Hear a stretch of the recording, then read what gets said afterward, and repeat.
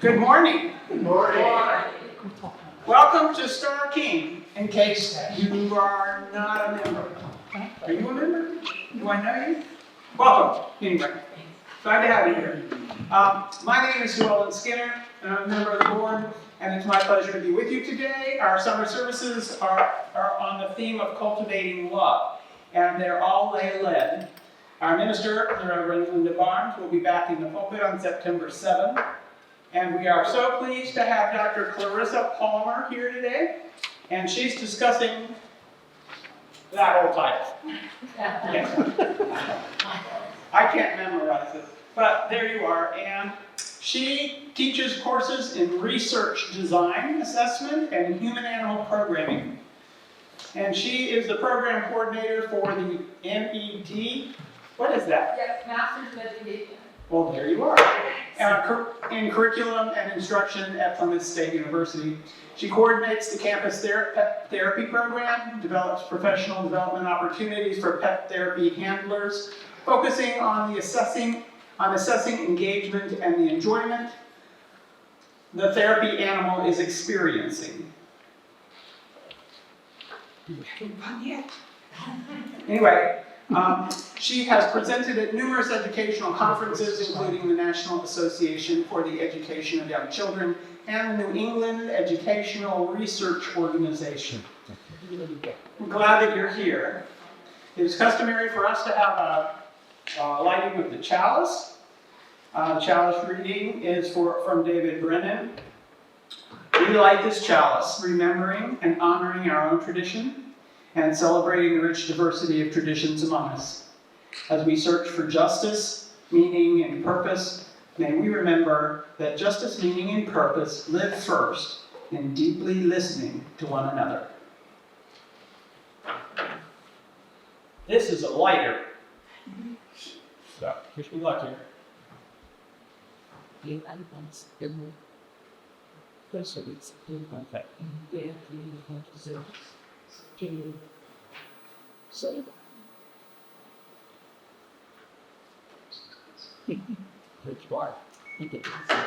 So please join me in welcoming Dr. Clarissa Palmer.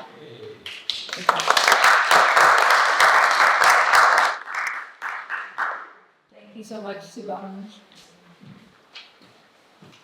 Thank you, everybody. I'm going to turn this mic on. I like to walk around a lot when I'm presenting and talking with people. Is it mic on? Is it on? Yeah. Hold it closer. Yeah. For you, Gigi, I will hold it closer. Is this good? Okay, you're welcome. I don't like mics either. I like to yell and project. So you let me know, thumbs up if it's good or thumbs down if it's not working. Right. She was that we're YouTubing it. Right. Hi, YouTubers. How you doing? So Sue Ellen made a joke up here, and she looked down and said, "Are you having fun?" And that's the best question to ask, right? Are we having fun? Because when we're having fun, we forget about a lot of the stressors that are in our lives. So do they. So do the non-human animals in our lives. And if we're having fun, then we can open our minds up to learning, to new experiences, to being outside of our comfort zone. And when we're having fun, we open ourselves up to those life experiences that help us change what we don't like about ourselves and improve and maintain those things we do like about ourselves. And when I'm having fun, I'm usually around critters. And so they've helped me a lot in my life, and they've been a focus of my academic research for a very long time. So today, you're going to hear a lot of things that you're going to sit there and say, I already know that. Of course I know that. But hopefully, you can take the knowledge that you already know and see it from a slightly different perspective. Maybe from that one down there that we're asking, are you having fun? So asking those animals, non-human animals that partner with us in our day-to-day lives, are they having fun? And if they're not, how can we make their lives more fun? And that's that dynamic interaction that's up there. So I'm a developmental psychologist by training. I do research in how people grow, learn, and develop, and to be their better selves, be the selves that they want to be. I focus mostly with young children and college-age students, although I dabble a little bit in older populations, and you'll see why in a little while. The pictures that you see today are mostly taken by myself or my family members. I have one picture that's an outside source. I purposely choose to use pictures that are mine because I know the stories behind them. And I can share that with you. I can put someone else's picture on there from Google, from whatever website, but I don't know the truth behind that story. So you can ask me any questions you want throughout our presentation and time together today. I know the pictures. Ask me questions about those. I put myself up here as an open book for all of you to learn from, to ask questions of, to participate in being part of my future story. So thank you for being here. And let's get talking about maybe these two guys up here. This is Walter and Hobbs, and me in a different skirt. Walter and Hobbs are 6 and 6.5-year-old steer, so they are castrated male cattle. They were brought to the neighborhood I live in. It's an association, we call it the Valley, in Thornton, New Hampshire, so not too far away. They were rescued when they were about 2 months old by a neighbor of ours. And the thought behind rescuing these two boys were that they might help pull logs from the woods. The people who rescued these guys do a lot of fine woodwork. They do live edge tables, furniture, crafts, cabinets of the like. And so they thought, male cows, steer will become oxen if we work with them. So we'll train them to pull. I come along, two minutes up the road, and I'm like, do they really need to work? Couldn't they just be companion animals? They're companion animals. The work, honestly, for an ox team is a lot. Getting them halter trained, lead trained, yoke trained, and then being able to get them to work as a team. And you can kind of see in this picture, they're pretty good size to each other. They're comparable in size. So they would make a good team to work and pull logs or sleighs. I come from a background of animals give us so much emotionally.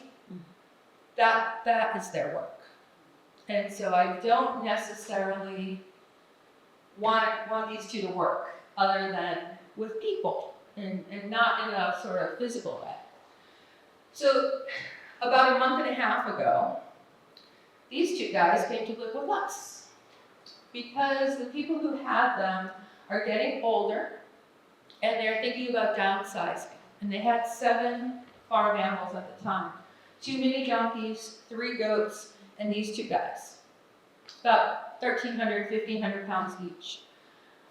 They're registered as minis. Yeah. Does that matter? No.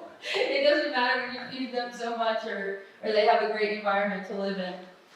So these 2 boys were going to go to a different farm or sanctuary if we didn't take them. And so we we're very close with the people who had them.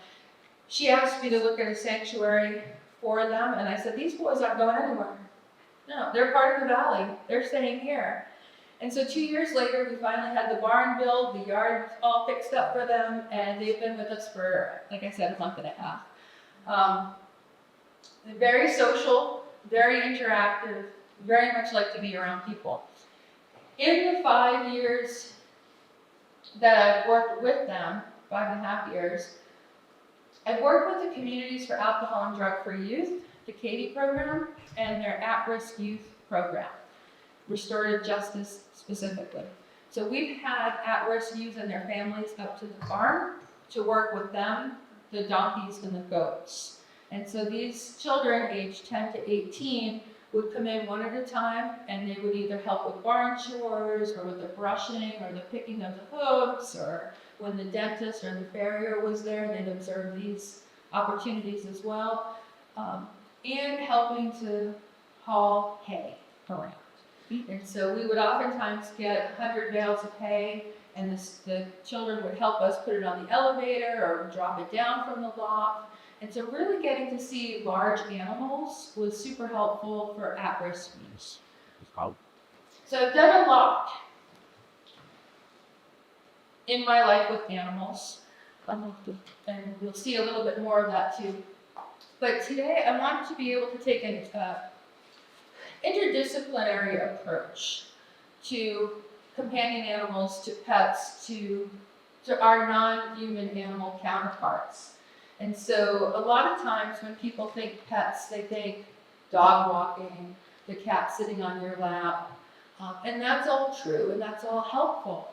But this field of human-animal interaction and relationships with animals has really gone from the very basics of walking your dog for half an hour a day will help you lose weight, to really more of the biometrics. How is it affecting your blood pressure? How is it affecting your overall physical health and mental health to have companion animals in your life? So that's the approach we're going to take today.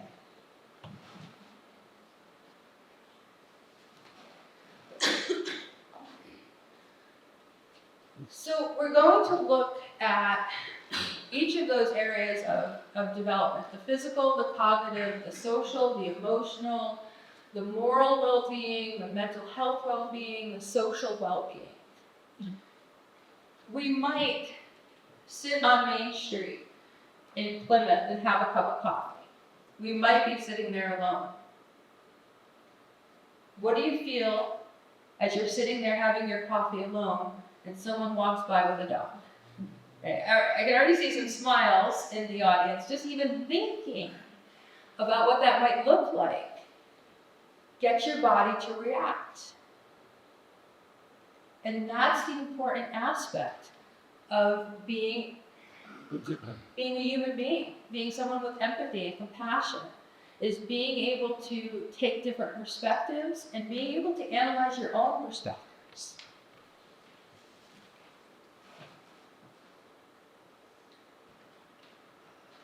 I'm going to try the mouse. We'll see. That's going to help me out here, or hurt me here. Okay. So the field of human-animal interaction, of engaging with other non-human animals, as I said, really started with dogs, cats, and fish. And fish. Can you think about some of the stories, the research, the news articles you might have heard about how fish help people? What might that be? Well, weren't they were used often, like I remember my dentist always had, I hated going to the dentist, but the fish were there right as you walked in the door. It's kind of calming to it. Yes, so an aquarium at a dental office might help to reduce anxiety, stress, and blood pressure. How else might fish help? How many of you eat fish? Yeah. Why do you eat fish? I love fish. I love the ocean, and it's good. It's healthy. And it's healthy. It's healthy, so it helps your heart inside when you're ingesting fish. It's a heart-healthy food. You love the ocean, so you feel good when you're there. Gives you some physical activity, perhaps. Yeah. Yeah. So teaching kids some responsibility. Yeah, definitely teaching children responsibility with a fish tank in terms of feeding, in terms of cleaning. It also teaches children something else very important. If you have a fish tank or an aquarium, what do most young children do when they see a fish tank? They tap on it. They tap on it, and then what happens? Where do the fish go? They go away. They hide. Right. So if I come up to you, Gigi, and I tap on you, you're not going to be very happy with me, right? And so you might run away. You might have a different facial expression that I wouldn't expect or I don't want. And so having a fish tank or an aquarium helps children understand that if you do something, it's not always going to be positive. You're not going to get a positive reaction. So learning that self-regulation is super important, and fish tanks can help with that. Not always great with the fish, but it is one of the entry-level ways of being able to help children understand self-regulation and moral development. Fish also learn agility. You can do agility with fish. They have little kits that you can buy to help them learn how to go over, under, and through different tools. And of course, they're food-based. Who isn't? And so that's a very interesting thing. That idea of fish in aquariums with agility, with self-regulation, all goes underneath the human-animal interaction terminology. But this field has been growing so fast, so quickly, that terminology means different things to different people. So I thought we would talk a little bit about how I talk about this term and the terms that I'm going to use. I use the word pets because it's common. A lot of times the term pets is not seen as appropriate much longer. Companion animals.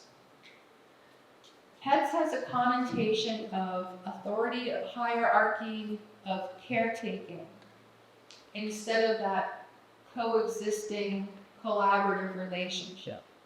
So the term pet or pets is starting to fall out of favor and being replaced with companion animal. You also don't normally hear me use the word owner. I don't own our animals. I'm their guardian. I'm their caretaker. I'm their handler. And so, or manager, without getting paid for a manager. So the hierarchy of human over non-human animals is starting to be dismantled, if you will, to establish a more collaborative relationship. You'll hear the term human and non-human animals. I try to make that differentiation when I talk with groups because not everybody is inside my head, thank goodness, and knows what I mean. So if I say animal, I include people. We are animals. It's either a plant or an animal on this planet. And so we're part of that term animals. So I'll try to differentiate with non-human animal. Relationships are the key to this work. This work with non-human animals is all about relationships. And how are we establishing that relationship? How are we maintaining it? And how is that relationship changing over time? Human-animal interaction is anytime you engage with someone out of your species. This is a baby groundhog on the lower right. Not any physical interaction or experience with them, but looking at them from my office window at home a few years ago. And it would bring me joy. It made me happy to look outside and see the baby groundhogs. There were 3 of them that year. I thought it was the best thing ever. Cute, adorable, loved it. Text my husband, you have baby groundhogs. He texted back, $25,000 for a new retaining wall, right? Is what he texted back. So we see life through different lenses, even when it comes to animals. Not everybody is going to have the same reaction to an animal, non-human animal, that you might have. And that's okay. If everybody wanted a golden retriever, they would be the #1 dog in America. Huh. But golden retrievers aren't for everybody. Baby groundhogs aren't for everybody. You have to find your person, find your non-human animal. It's my mom with the horse up there. She was freezing.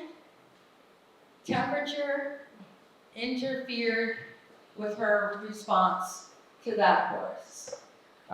She loves critters, but didn't want to spend much time because it was outside and it was cold. So she's like, I'm good.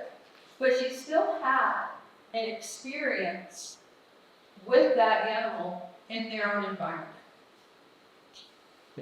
So human-animal interaction, pet therapy, animal-assisted services can happen in a variety of ways and in a variety of places. When we're looking at pet therapy, a lot of times people will say, here, I have a dog, aren't they great? You pet them, you feel good, it's over. That's an interaction. Pet therapy is when you have an intended purpose with outcomes to improve a particular challenge or concern, whether it's a social anxiety, whether it's a physical improvement that you want to make with fine motor or gross motor skills. Pet therapy has a distinguished outcome and a set plan to reach that outcome. You won't hear me talk about pet therapy a lot today. I told you I was putting myself out there for you all. This is me at about 2.5 years old.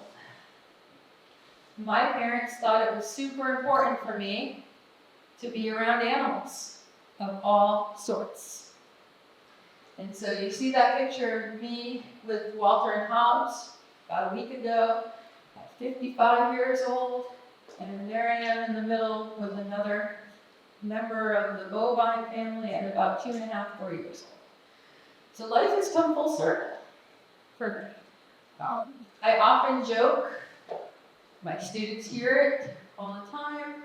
You will see more pictures of me as a baby with critters than I have with my family. My parents aren't often in the pictures because they're the ones taking the pictures of these arrangements that they set up for me. In the middle is Schnapsy, a dachshund that was a family dog. At the left is Lily, who was a rescued opossum in Attleboro, Massachusetts, where I worked as the education specialist at a zoo for about 9 years. At the zoo, we have a bird who wants to come in and hang out for our presentation. At the zoo, my job was to procure, to acquire animals, work with them, to get them in a position of being an education animal so that they could go out and do public presentations with me at preschools up to nursing care facilities. So Lily was one of my favorites that we had there. So I've worked with a wide range of animals, and then I started to do what Hollywood tells you never to do. Don't work with animals and children, and I just combined them and said, why not? And so working with animals and people can have its challenges, but it does give you a lot of information, knowledge, and I will say that it's made me a more compassionate person in how I live my life, and to be able to see other perspectives a little bit more carefully. And even though I may not agree with other perspectives, I try to understand them.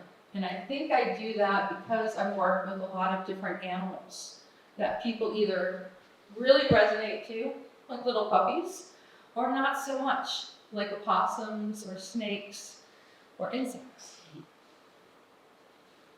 But I think my parents have given me a really solid background to grow and explore how animals do help us to be not only who we are, but to improve who we are, if we want to. So there's a science behind all this, as I said earlier.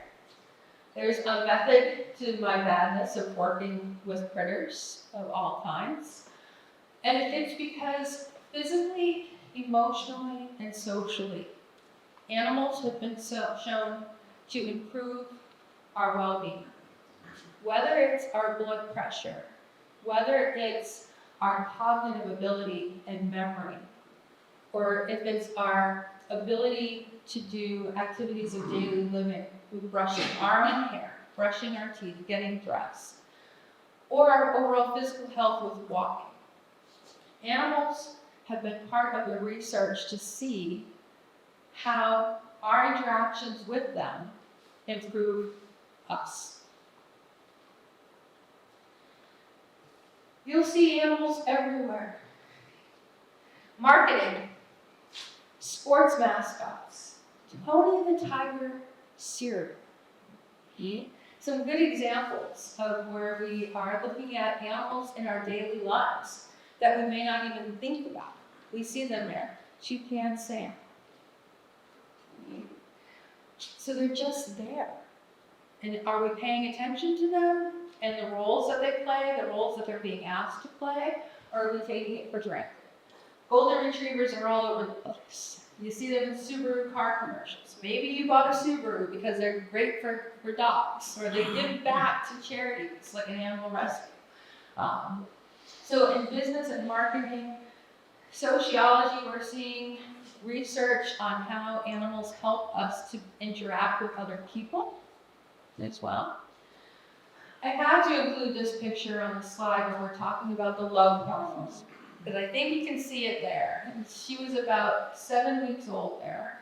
It was my first meeting with her. This was Brandy, because she's no longer with us. She unfortunately passed away at around 2 years of age, which is very heartbreaking. But we get to see the scientific aspect of cortisol. That cortisol and oxytocin are two chemicals that are released. And oxytocin is like a woohoo, life is really good, I'm feeling great.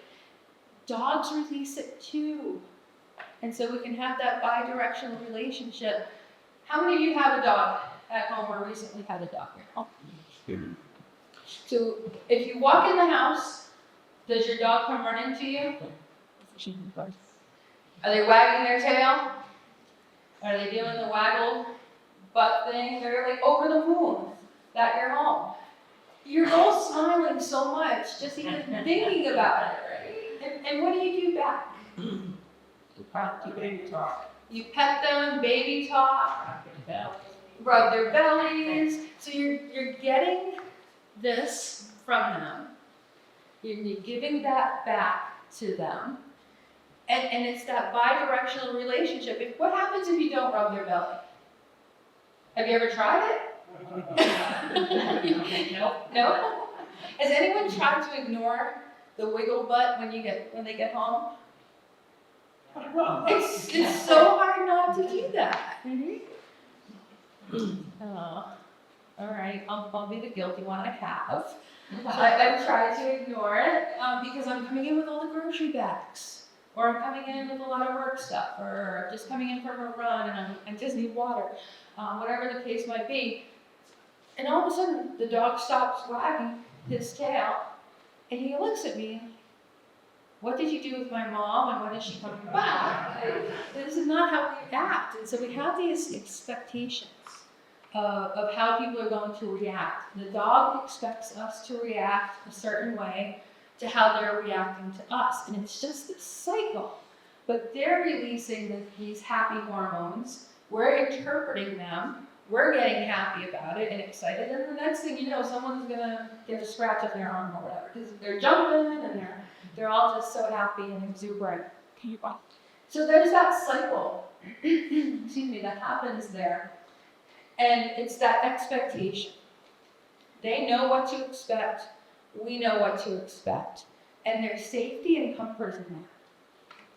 And if we disrupt that expectation, it can cause growth in learning new skills, new ways to interact with that relationship, or it can cause a little bit of discomfort, and maybe I don't want this relationship. And so those sort of cognitive dissonance experiences help both you and your companion animal grow. Anyone have a cat? Yes. Anyone have a really great cat? That's okay, awesome. Everybody has great cats. There's a lot of videos that don't have great cats out there. We had a cat, but we had to give it away because of allergies. Allergies. And it was so sad. Yes. Yes. So that idea of grief too is something that we're going to make sure to talk about, because there are many, many reasons why we no longer have animals or companion animals in our lives. And allergies is part of it, death is part of it, rehoming because of housing insecurity or financial resources is a part of it, and then just natural life challenges.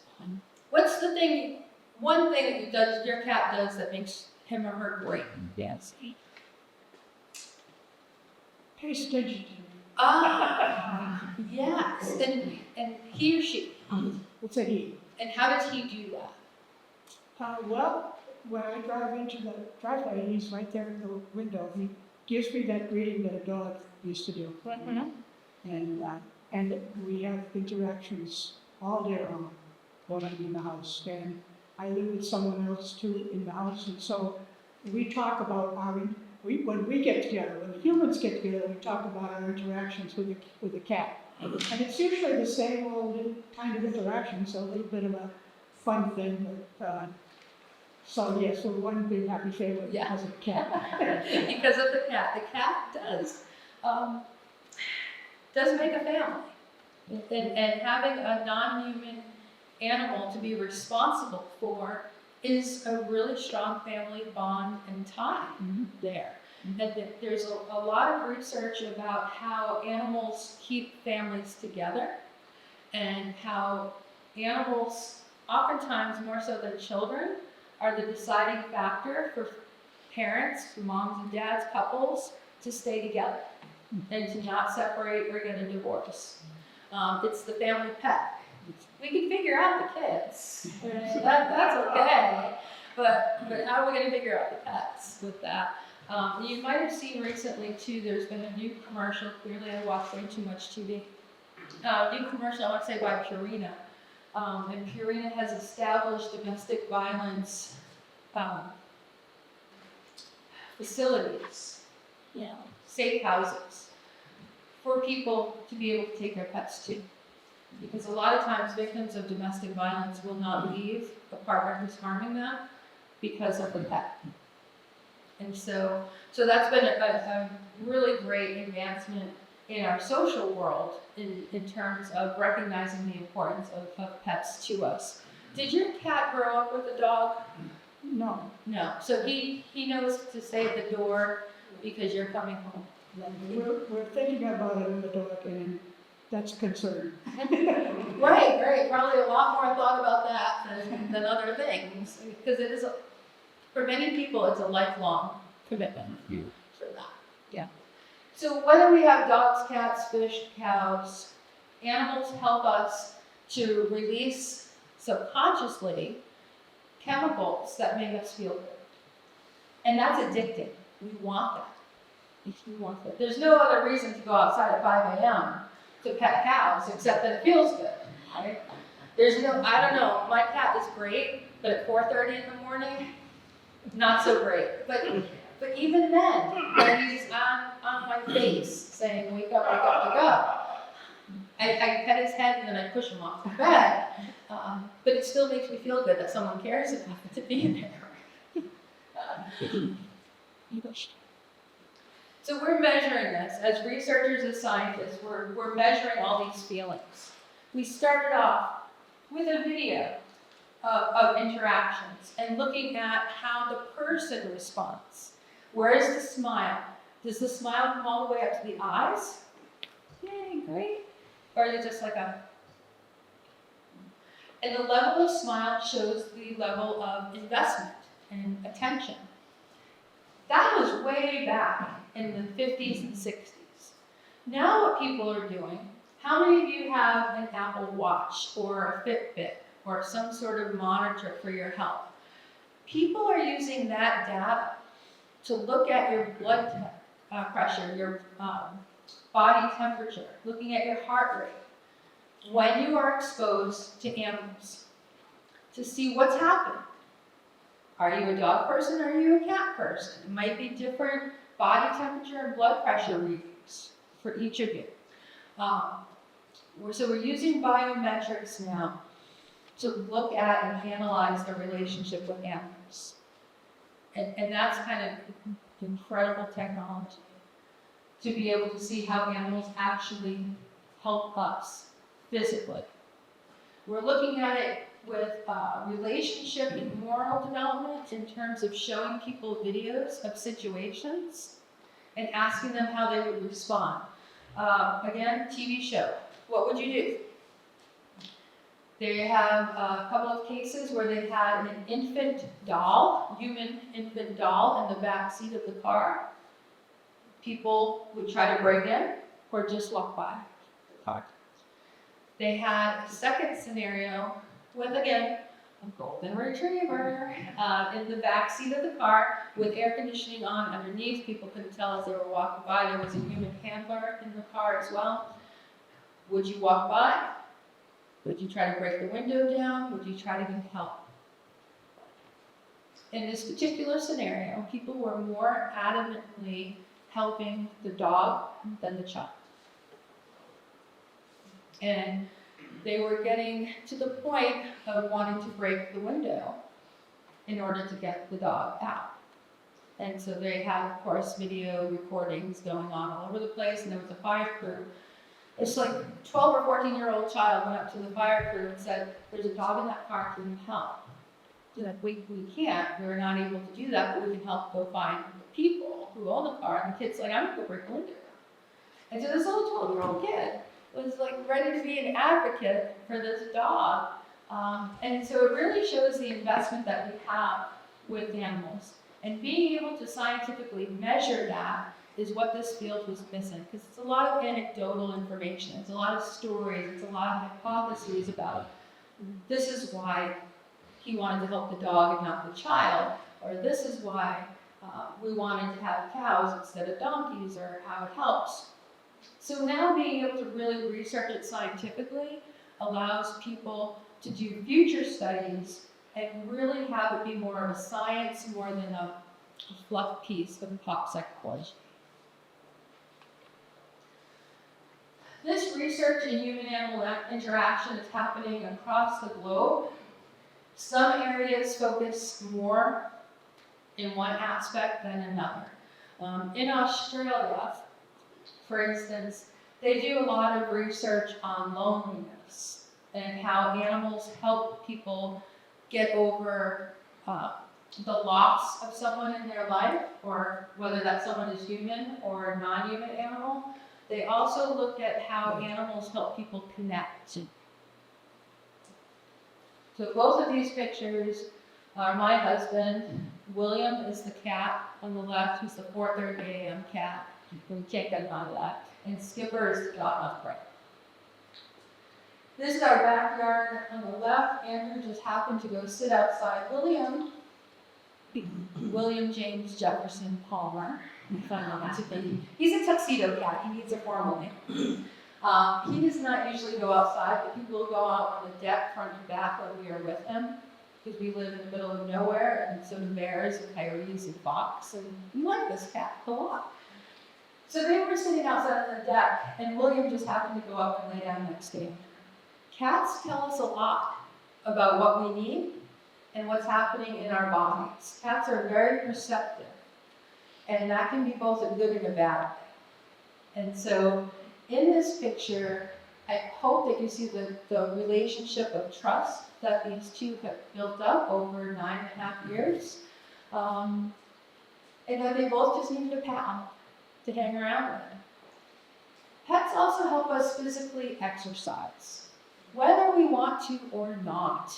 They ask us to pet them, or to set up toys for them, or to take them for a walk. And so there's a lot of research about how walking a dog, walking a cat, whatever companion animal you may have, physically helps us to overall lose weight and increase our cardiovascular system. So. Fun. Because This is Holly. This is a great picture, I think, of her kind of saying, hey, high five, you're doing great, keep it up.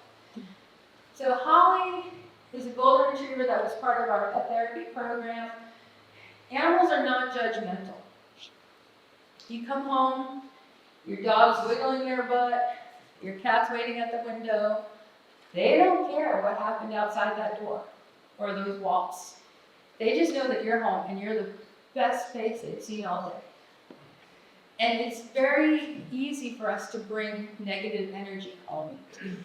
But when you have someone waiting for you, whether there's on 4 legs or on 2 legs or 2 wings or slithering on their belly, hopefully that's a snake, not your partner, but they're waiting for us. They're depending on us.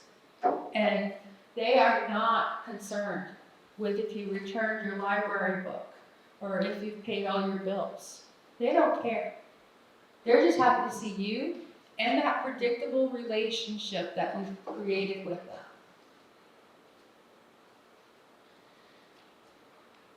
When we have pets in our lives, even if we are at some of our lowest points, we may not want to take care of ourselves. We may not want to get out of bed for days. We may not want to shower, go out and get groceries. But we have someone who needs us to get out of bed, even for 10 minutes a day, to give them food or to let them out. Now, granted, I know that there are automatic pet feeders and there are automatic doggy doors. But when you have a cold, wet nose at the side of your bed or on the side of the couch, and you're in your lowest of your low moments, it's really hard to ignore that. And the critters know that, and they know how to get your attention. Pawing you, sitting on you, whining, barking, yowling at you. They know how to wake us up, emotionally and physically. They know how to wake us up. My dad moved to Alabama when I was 18. Long story, took the family dog, who was a Shetland sheepdog. That was fine. She was loud. She was a barker and shedder. I was not okay with that. Her calling. He loved her and he took her. And about 5 years later, I was down visiting him after she had passed away. And we had a good heart-to-heart. And he said, Fawn, the dog, saved my life. Does. What do you mean? So I'm 22, 25 years old. He had a massive bout of depression with leaving, with the whole family breaking up and taking off and being 2,000 miles away. And Fawn helped him get up every day. Fawn helped him meet other people in this new place that he hadn't met. He didn't have friends. He didn't have a job when he first moved down there. This was a whole new environment for him. And Fawn was that social and physical connection to the world that helped him get over this depression. She passed away, went on a depressive prescription for lithium, and ended up getting another dog in a few years because he needed that help back. And so a lot of research that we're seeing, especially again out of Australia and the UK, is looking at how animals help us with loneliness and help us realize our connection to the world is not just our immediate world, it's bigger. You sit on Main Street and have that coffee that we talked about earlier, and you see a dog walk by. You see a person carrying a small pouch, a backpack with a cat in it, or a rabbit, and it puts your mind in a different state. It helps you make a connection. And overall, that's what companion animals really help us do. They help us connect to ourselves and to each other. Family meetings over what the cat is eating or doing or how many hairballs are thrown up for the day. Those are important conversations because they start a foundation for other conversations. So, Connections are a big part of what happens. Again, this is my mom. On the left, she wanted to come to New Hampshire and experience a day in New Hampshire. She lives in Rhode Island, so it's not that far away. And she's been up a few times. But she's very busy. She doesn't like to sit and chill out. This was at the Budweiser Clydesdale Farm. So we did a tour of the Budweiser distillery. And they're Clydesdales. We spent much more time with their horses than anything else. You can see she's happy, she's loving this. She's talking to other visitors as if she's a tour guide herself on this particular day because she felt so comfortable around the horses. Yeah. Is that the one in Nuremberg? It is the one in Merrimack. So she's there. If she was sitting at a table or walking in the gift shop, she wouldn't talk with people. But she felt comfortable around animals. Isn't he the most beautiful horse you've ever seen? And she's like, his name is so-and-so, because there was a thing up there. She's acting like a docent or a volunteer at the stables because she was so comfortable around them. It helps to break the ice if we have something that we could talk about. I asked you how many people have dogs, how many people have cats.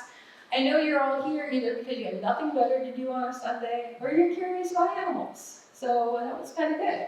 So we had that kind of common ground. On the right is a picture of my mom taken about a month ago.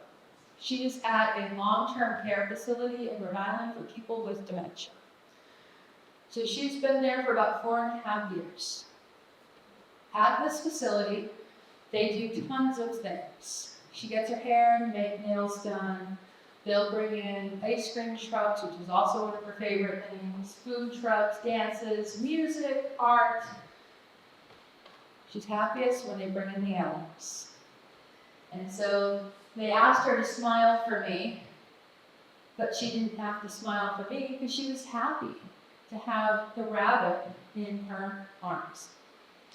Having non-human animals in long-term care facilities, whether it's physical rehabilitation, cognitive rehabilitation, can be incredibly helpful to break any barriers that might exist between staff and clients. Clients oftentimes will feel lower, less powerful, less cared for than the staff at a healthcare center, and especially medical staff. Can make, not that they can make, but there's a sense of the clients feeling inferior and not having autonomy over themselves and their own health care. And so when you're bringing in animals or other activities into long-term care facilities, that breaks down that power dynamic and puts people on a human spectrum that they can relate to each other a little bit better with. It humanizes. How's that? Non-human animals humanize people and situations. And it brings tension down and it allows for communication to happen in ways that may not happen otherwise. So here's my one picture that is not mine, taken from a research article really talking about the bidirectionality of relationships. You're driving home, your cat hears that, he waits at the door for you. You open the door, you acknowledge him. You're coming home, the dog hears the door open, hears your footsteps, maybe even before that, he's at the door. You open the door, there's that expectation of a consistent interaction with them. Our dog is getting a little older and deaf, and so now we have to stomp a little bit more when we get home, and we wait. Our relationship has changed as he's getting older. I have to do things differently so that I don't startle him, so that he's in a good position to succeed. I want him to have a happy, successful life.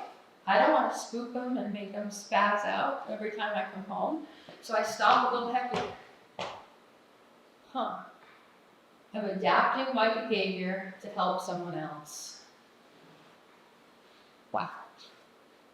right?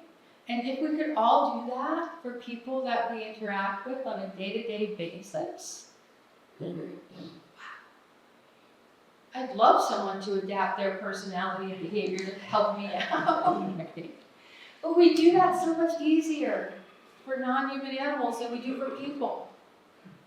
And if you take a second and you think about how you've changed because of your relationship with a non-human animal and how you can apply that to your relationship with other human beings, wow, we'd be exhausted. But it might be worth it. Might be worth it. Now, this sounds all great. It doesn't always happen out the right way. It doesn't always happen textbook. A lot of times, mistakes happen. I stepped on Skipper's foot yesterday because he was sitting behind me at the stove. He didn't yip, which is unusual for him. So it was something that I picked up on. Oh, he didn't react to that the way I thought he did. So is he okay? Is he just used to me stepping on his foot now? What's the deal? I don't know. So it's something I'm keeping an eye out for. Because it was a different expectation that I had. So I want to keep an eye on that because I know who he is. I know what his normal reactions are. And that wasn't right. And so what caused that not right behavior for him? And so I'm keeping an eye on that because I care about him. And I like to think he cares about me too. And I think there's little ways that he shows that, but mostly, I'm a food person. I'm a food person. So he's like, yeah. Oh, Mom, you stepped on my foot. It really hurts. I should have a treat. So I don't know, because he could have used that too as a manager. Yeah, but he didn't. But we have these relationships and these experiences, and even if it's a negative experience, like stepping on his foot, we both learn something. I didn't go, oh my gosh, Skipper, are you okay? Which is not my personality anyway. But you didn't bark at me for that, so what's going on? So my general personality is care and fix it. I want to fix things. I want to make things better. His personality is pretty laid back. And so we figure it out and we change and we modify for that because we care about each other. And we have these really cool experiences together. Do you take your dog for rides in the car? Anybody? Yes. Dad. Phil, do you have a certain word that you use for your dog to go for a ride in the car? Do you get them excited to go? No, it's because of the correlation between dressing it, whatever I'm shoes, packing with cars, or that's how the dog knows it. So he or she, he. So he knows because you're doing certain behaviors in a certain pattern of what's going on. And so you have that shared experience of going for rides with him and what that preparation looks like. And Terry, do you pack up the same way or does Phil pack up? We usually back up together. Together. If the stress tells we just don't. And does the dog differentiate between when you're both packing up or when one of you is packing up with their behavior?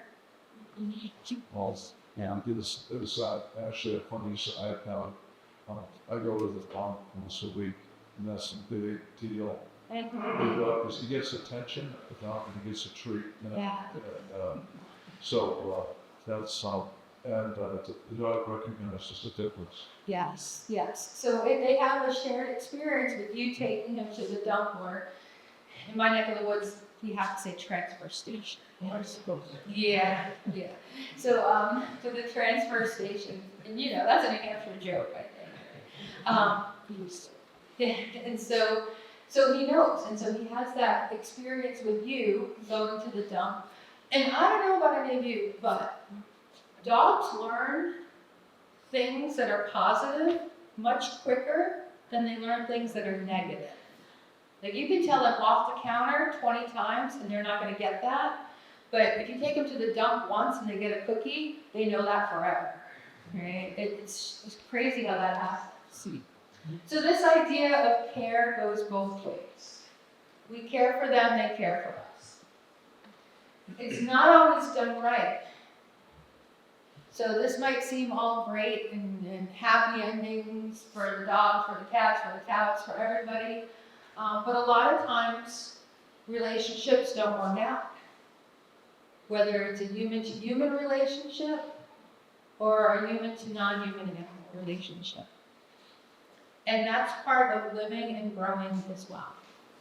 Whether we have to part ways because of allergies and medical needs, whether we have to part ways because of death. Relationships change and morph, and that's the only way that growth will happen.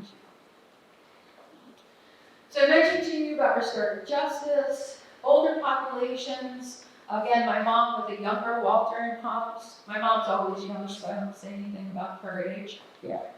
She's giving them carrots. And for older populations, I mentioned fine motor. And so we're looking at these pincer movements. And so holding a brush, whether it's a toothbrush, a hairbrush, painting nails, doing buttons or zippers on clothing. Those are fine motor skills. And with older populations, when we're working with animals, we want to try to increase those. And I'm going to get this so wrong, but Sue Ellen is either knitting or crocheting. Knitting, okay. Don't know the difference. And so definitely using fine motor skills. And not everybody has that idea that they want to knit or quilt or do decoupage or any sort of artwork or tool making. And so being able to include animals in that, whether it's a daily life activity of scooping out food or picking up the animal or brushing the animal, that really helps with that in older populations. And also physical movement. Great Danes, mini horses are at a good height to help people walk. Yes, yeah, they're probably about the same height. And so if you can experience animals of different sizes and types, it helps different physical aspects grow up. College students. I don't know, was it any fun for you to take the class with me and talk about animals? I guess so. I guess so. Yeah, ready. You know. I picked up on some stuff up top. As she's sitting there with a book about her travels with the Galapagos. But it brought a lot too. And so animals are also included with college students, especially when it comes to homesickness and sense of social capabilities. And so for students who are coming to a college environment for the first time, adults who are moving to a community for the first time, if there are animals there, they can serve as that bridge for communication and connection. So, oh my gosh, you have a pet iguana that you're walking down the street. Like, isn't that cool or weird? Or both. And so it sparks conversation among people that you might not have conversations with. And that is usually a very good thing, to at least learn about something new or different. And again, Walter and Hobbs down at the bottom. So as I said a few minutes ago, it's not always rainbows and ice cream.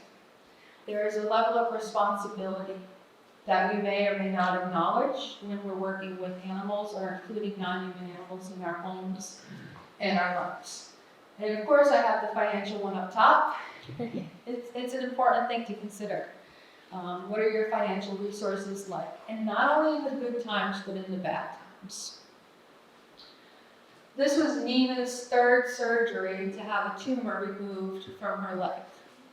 Surgeries are not cheap. We also had called her the $1 million dog because she had a skunk spray in her eye that caused the need for a corneal implant.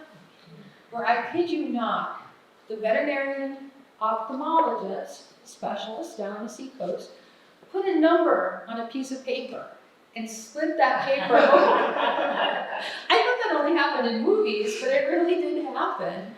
This is how much it's going to cost. I didn't buy or she loses her eye. I'm not looking at the paper, just do it. Just do it because I could. Dietary concerns, whether it's a 4:30 in the morning feeding, whether it's a special diet, you know, they can't always help themselves, but they sure try. Sure. She particularly liked chickpeas. I don't know, she was weird. But then we have personalities. You're thinking about maybe bringing a dog into the house with a cat and trying to think about who is that going to benefit? And what does benefit mean to you and to the other critters in your life, human or non-human? These two actually get along great, but you wouldn't think so sometimes. And competing priorities. Who gets which side of the bed? Right? And how much part of the bed do they get? And then time. Maybe you're at home, working from home now. Maybe you're trying to prepare a nice meal for yourself. But guess what? Someone else wants that time too. And they're going to do what they have to do to take it. And it's going to benefit both of you if you can give it. But sometimes the time investment is a serious thing to think about. Like, do you have the time? Do you have the money? Do you have the wherewithal to take care of anyone you bring into the house, human or non-human, for the rest of the life of the relationship? They will tell you when they need you. They will get right up in your face and say, hey, pay attention to me, me. This is the rabbit cell. Right. Space.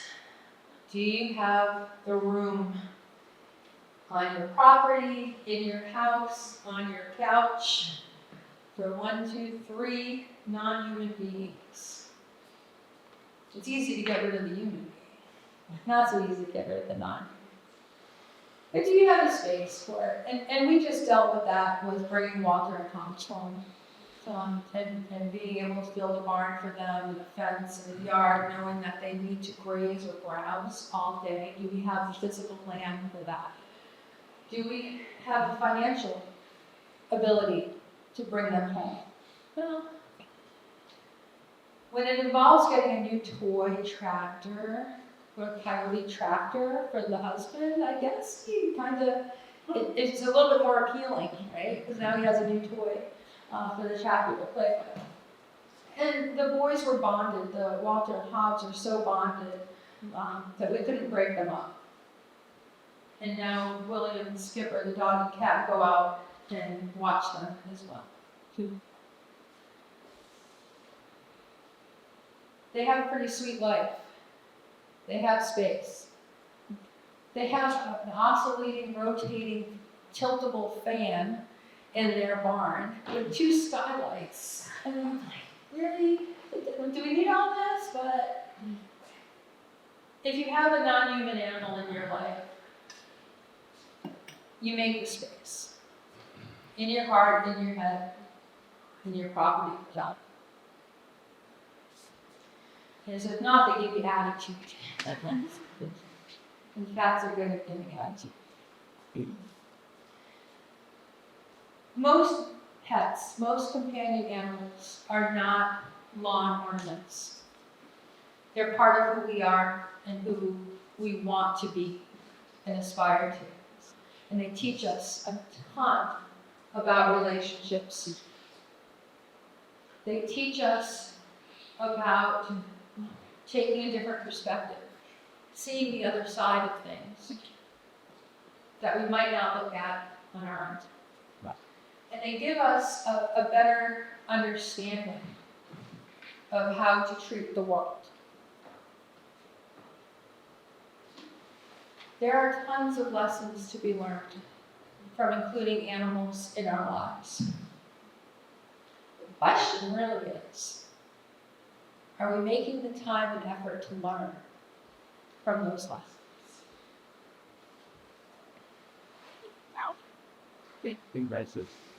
That's amazing. Rhodesian Ridgeback stole a picture from my son. And William, we used to have conversations with William on the bar stools, because he would just sit there like, what are we doing? Are we talking today? So we had conversations. So I wanted to, not sure what we have for time, but I'm around, so, yeah, Catherine. So we have a friend that recently lost his wife and instantly left our community and his whole support system and moved away to a community where he got tied into equine therapy. So it's, he works, I think, a couple days a week. I think it's a kind of to alleviate his grief, but the animals aren't with him. So how does that work? Sure, so if you're not able to have critters for a variety of reasons, you are able to volunteer at different facilities that might have animals. A lot of the regular companion animal rescues, dogs, cats, guinea pigs, rabbits, but also farm animal rescues or facilities. And the idea behind volunteering without the animals right there, like almost like a parallel play experience, it's the atmosphere. It's the atmosphere that's created for those non-human animals that helps alleviate other challenges or issues within the individual. So if you think about it, if you've been to a barn or a farm or a fair, you smell things that you hopefully don't smell at home. You hear things that you probably don't hear at home. You see things that you probably don't see at home. And you experience things that you probably don't see at home. So when your friend is working with a facility, with horses, but not with the horses, it's that overall atmosphere, that sensory environment that is really settling. No, he works with the Oh, horses. yes, with them. Okay, I'm sorry, I misinterpreted what you were saying. So the horses, in addition to the environment, horses, larger animals have a slower metabolism and heart rate than humans do. So if we're touching them, our heart rate is lowering to kind of create that balance between the two. So we're settling in a little bit more. We also know that a horse is probably between 12 and 1,800 pounds. You do a lot of damage, and so we want to be cautious around a large animal, and we're being a little bit more observant with a strange animal, or different, or unique, or novel animal that you might be with a dog or a cat that we're assuming they have the same universal behaviors. And so a horse, we may not know what their expected behaviors are, so we're being a little cautious with that. And if you've not been around large animals at all, email me, come up to the farm for an hour. Their eyes are so incredibly reflective and telling if you're looking this up. And honestly, big horses, big animals, they just don't care. If they don't like you, they're gonna walk away. And what are you gonna do? Okay? You're 100, 200 pounds to their 1,500 pounds. So they're out of here. Judge. You didn't mention birds at all in your talking. Is it because You can't get the same health benefits from observing birds as you can with these little warm, fuzzy animals or mammals? It's because I have a massive prejudice and bias about birds. And that's a really good point, and thank you for bringing that up. My favorite animal ever is a pink flamingo, but other than that, I am not a bird person at all. But it's a really good point. And no, that it really is just on me that I don't focus on the birds. I could positive thing. I mean, Darlene and I used to have cats together. She brought her cat to come live with mine, and 3 months later they were both dead. So that's the negative part of it. I think I can lower my blood pressure and heart rate by just observing the birds when I feed them, especially in the wintertime, because I know I'm doing something for the wildlife, and I can sit there for 10 minutes, just like a meditation, and I can get the same effect rather than have a warm little feline mammal to cuddle up with. Yeah, you're absolutely right. And there is a lot of research out there in terms of people visiting zoos and bird aviaries, but also farm animals. But I think about farm animals as mostly the mammals, and again, that's my bias and prejudice there. But sitting with chickens, and people get a lot of benefits from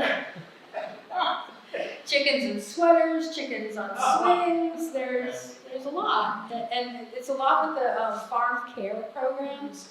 Do a lot with the agricultural birds like that. But absolutely right. I think it'd be interesting to look at the research comparison between a fish aquarium and feeding birds at home, and having the bird feeders out there would be a really cool research idea. Yeah. Sharon? So my daughter is a huge animal lover, I am. Actually, of course, a huge dog, these dogs. We're all pets. And so they adopted a cockatiel, which they absolutely love. And she loves her chickens. She just chickens, love them all.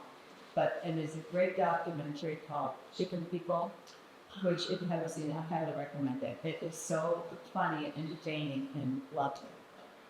Yes. Chicken people. Yeah, Chicken People. It's really good. Yeah, that's awesome. Really. I remember our dentist was wonderful, but he said, I'll leave you till you speak to them. I do this well, but if they get any problems, I don't touch kids. So I'll have to send them to a pediatric dentist. And sure enough, one of our kids got something with cavities, so he was this, he upset this. He had 2 Maltese dogs, I think they were. And our son was probably 5, and he said, would you like one of the dogs? And sure enough, the dogs all they do is sit, and the dog sat flat. But was so relaxed, and like this did his thing. Better than anesthesia. Yeah. I'm not really sure what questions here. I was reminded of that tradition of the leg hands. There's something similar about it. That's sort of like that presence being healing. I'm wondering if that's of interest to you. We had a case with Sullivan the rabbit where we brought her to the Spear Memorial Hospital for a few times. And the first time we went into the emergency room, we were asked to go in because of a 9-year-old child who was there. Brought her to the emergency room for non-life-threatening issues, but she had asked for Sullivan to be on the bed with her and laid down next to her during all of her IV insertions, removal, all of that. So that's been probably my closest to the laying of the hands idea. So I don't know a ton about that per se, but I have seen some pretty incredible things with the animals that I've worked with other people. But yeah, definitely something to look into. So thank you for bringing that up. Appreciate it. Susan, thank you for Well, we want to thank you and give you something to remember us by. And this one is made by Kathy Kelby's husband, Fred. And chalices are an important symbol for us at UU Church, of presence, but also the light of knowledge and all that. So we would like to give you that in gratitude for your coming. Thank you very much. And thank you all for being here and spending time.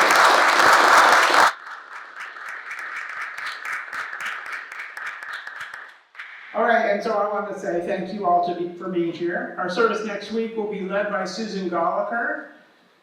Is that right, guys? I mean, she is a friend of this church, at least that's where I met her. And her theme is this theme is very long. Let me see if I can read it. Building critical mass through small acts of progressive action. So I hope everybody can come. If you want to see other ones, we have a couple weeks after that as well, and you can find information about that on our website. All right, what goes along with lighting a chalice is extinguishing the chalice. And the reading is by Deborah Burrow. We have basked in the warmth and beauty of this flame and this community as the chalice flame is extinguished. Let us carry its glow within. Let us kindle new sparks within these walls and beyond.